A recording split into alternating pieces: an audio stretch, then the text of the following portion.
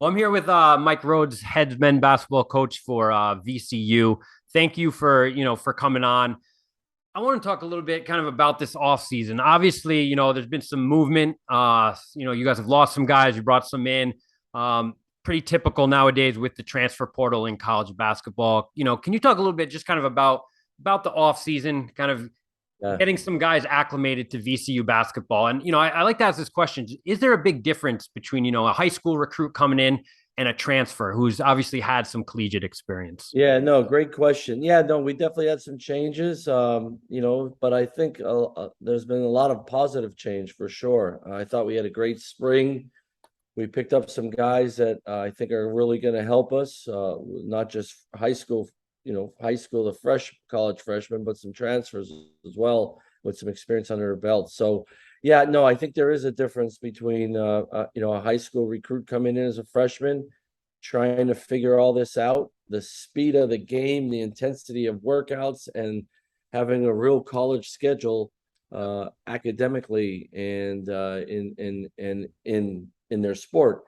The other side of it is when you get a transfer, he just has a little bit better know-it-all of what to expect, of what needs to be done, of how to handle and balance your schoolwork with your sport work. So there is a difference there without a doubt. But I still love and believe in the development of young people that are invested in our program for a number of years. So we're always going to recruit high school guys, but I'm always going to, now that things have changed and we're going to change with it, is go out and get some kids that have success and experience at other schools that want to change the scenery. We're definitely going to entertain that as well.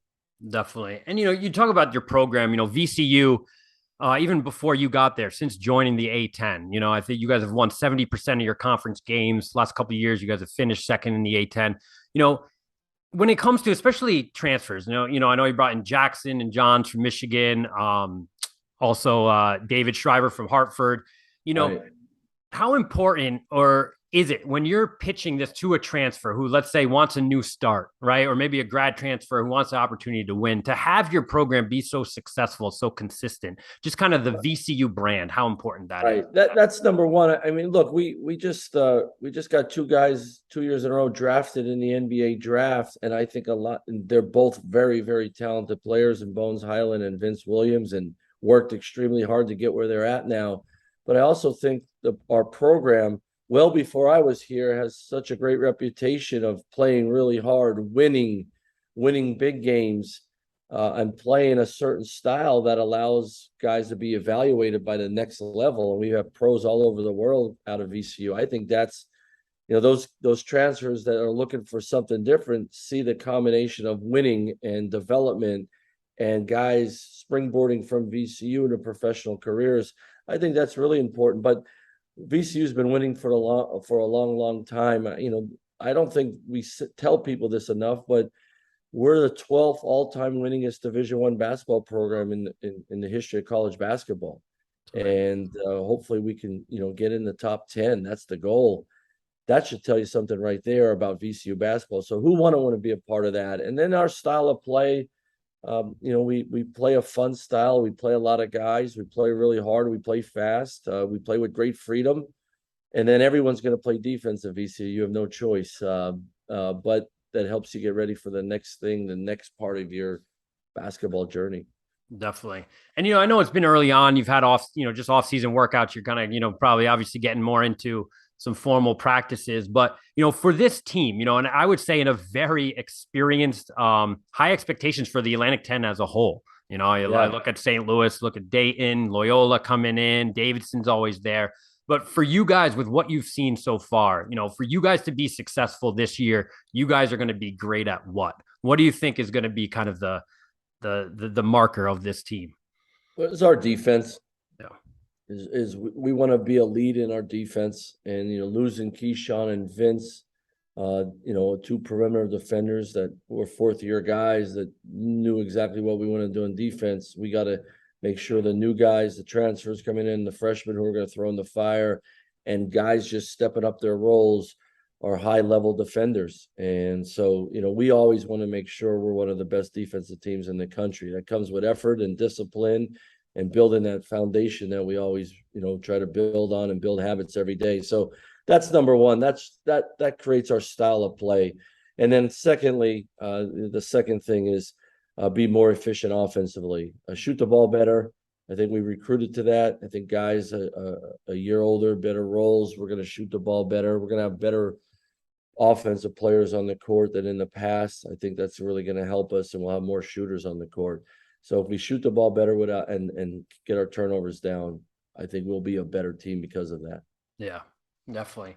And I don't know if you could speak to this, and I could be wrong in this, but looking at non-conference schedules, it seems VCU, play a pretty hard non-conference. You're able, it seems, to play a couple more games, maybe that some other Atlantic 10 teams, and even talking to coaches, sometimes it's difficult to get someone in your building as an A10 team because it's a great program, hard place to play. But VCU, because of your sustained excellence, have you found it a little easier over time at VCU to schedule and get some of these, great teams in the non-conference? Well, going into last year, I would have said yes. The last 2 years scheduling has been very difficult, Nathan, without work harder than it's ever been.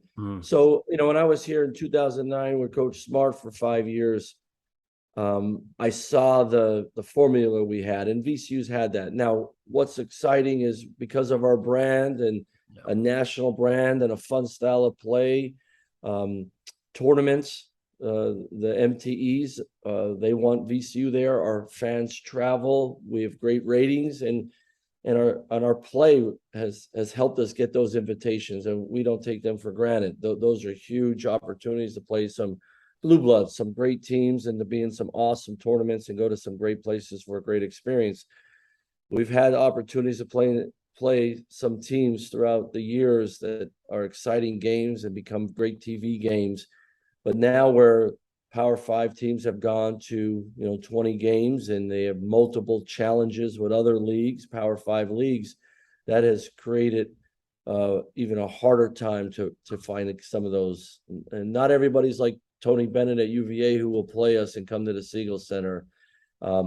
We played Texas and LSU because Coach Smart and Coach Wade, when they left, they had to come back. So we're always going to try to get home and homes. It's just been harder and harder. So we're fortunate that we're going to go play at Memphis. They'll return it next year. That's a great game. Yeah. Temple, we're going to go there this year. They're going to return it next year.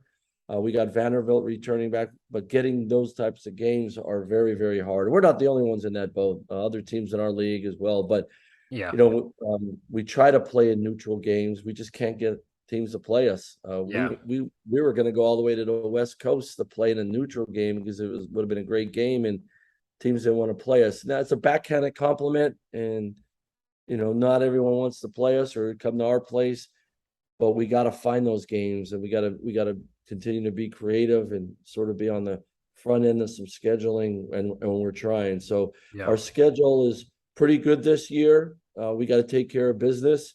I wish it was better. I wish we could get marquee games here in the Siegel Center because it would be sold out. It would be on national television, and college basketball fans all over the country will watch us play. But we're working on it, man. It's been hard.